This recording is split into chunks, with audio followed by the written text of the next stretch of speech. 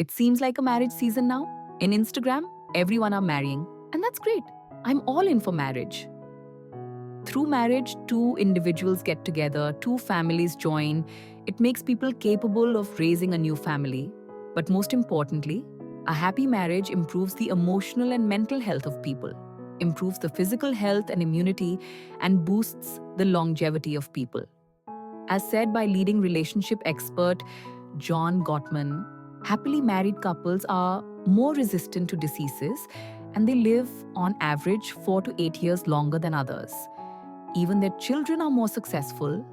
But remember, all these are applicable for happy marriages only. This happens in opposite for unhappy marriages. In unhappy marriages, people are 35% more likely to fall sick, and their average lifespan is less by 4 to 8 years. And in an unhappy marriage, their children are more likely to develop depression and behavior problems. But the most important takeaway is a peaceful divorce is always better than an unhappy marriage.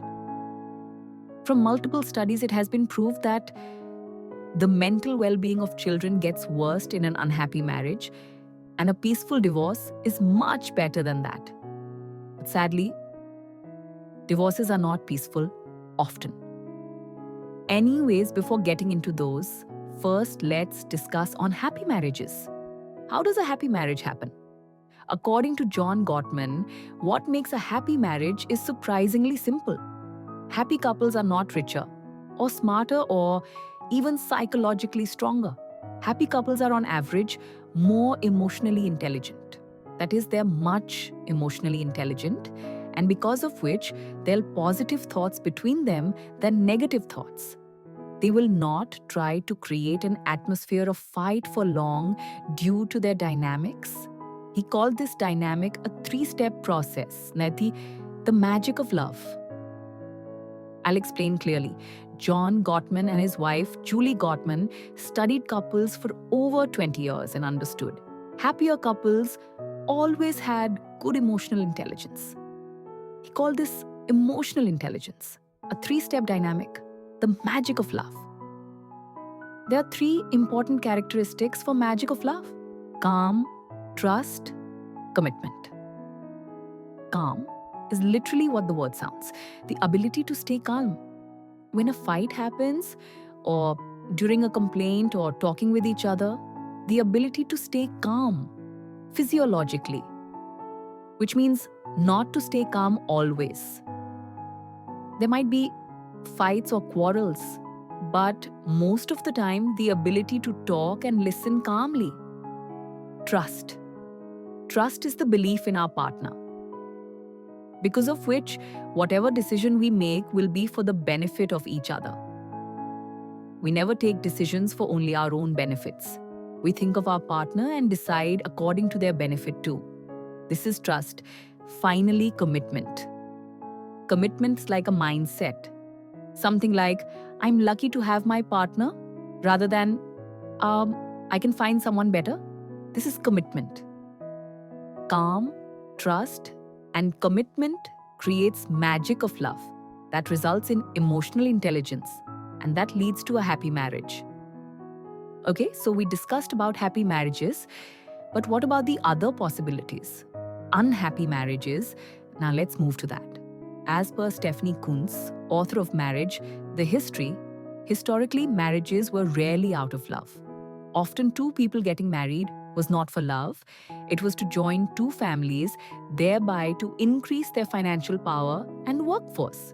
It was after the 19th century that marriage for love became a common theme. It is not that no one ever married for love before that, but the trend became common after the 19th century. But when marriage for love started becoming common, along with that, a popular myth began to spread. Once you marry, you will live happily ever after. This is not truth. Now, globally, it is difficult to estimate as to what percentage of marriages are unhappy. But according to the psychologists, Tai Tashiro, both partners staying happy in the long term happens only in 30% of marriages. In the remaining 70% of marriages, either one partner will be unhappy or both partners will be unhappy. Someone will be having an affair or it'll end in a divorce. Let's begin from unhappy marriages. From the 40 years long study in Gottman Institute, it was found that there are 4 important characteristics for unhappy marriages. John Gottman calls this the 4 horsemen of an unhappy marriage. Horseman 1. Criticism. Criticism and complaint are different. There can be complaints often in a marriage. A complaint might sound anything like this. Yesterday I asked to refuel the car.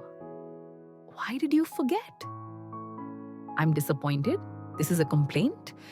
But criticism, on the other hand, might sound something like this. Why didn't you refuel the car? You never remember anything. You're never responsible. This is criticism. Complaint and criticism are different. In a marriage, complaint can be frequent or not. But if criticism happens frequently, that marriage starts to show signs of strain. But criticism cannot be the sole reason for the breaking of a marriage. The problem is that it is criticism that leads to other horsemen. Let's move to the second horseman. Horseman 2, contempt. If you contempt or scorn at your partner, your marriage will start deteriorating quickly. Contempt is not like teasing.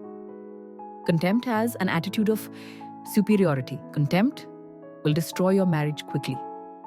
The third horseman, Horseman 3, defensiveness.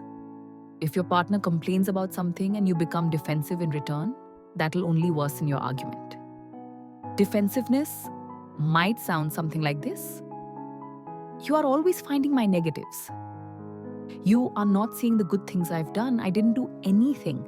This is defensiveness. Defensiveness will destroy your marriage real quickly. Horseman 4, stonewalling. Stonewalling happens at the last. The negativity keeps increasing in a marriage. One of the partners gets overwhelmed and stops responding. Wife might be complaining and criticizing while husband remains unresponsive. He'll make eye contact to somewhere else and speaks nothing. He'll pretend that the other person doesn't exist. Stonewalling is the final horseman. Now, these 4 horsemen, criticism, contempt, defensiveness, stonewalling, in the presence of these 4, a marriage starts deteriorating quickly. But if a couple tries to repair these in the early years of marriage, that marriage will often get successful again. But if these are left unrepaired, a marriage breaks most of the time. It'll become unhappy. An unhappy marriage is much worse than a divorce. Either one or both partners are chronically stressed in an unhappy marriage, and this will affect their physical and mental well-being. Also, unhappy marriages will affect the mental well-being of kids. A peaceful divorce is far better than all of these. In my point of view, to be happy with our partner after marriage must be genuine, and we just need to maintain a good friendship as a couple.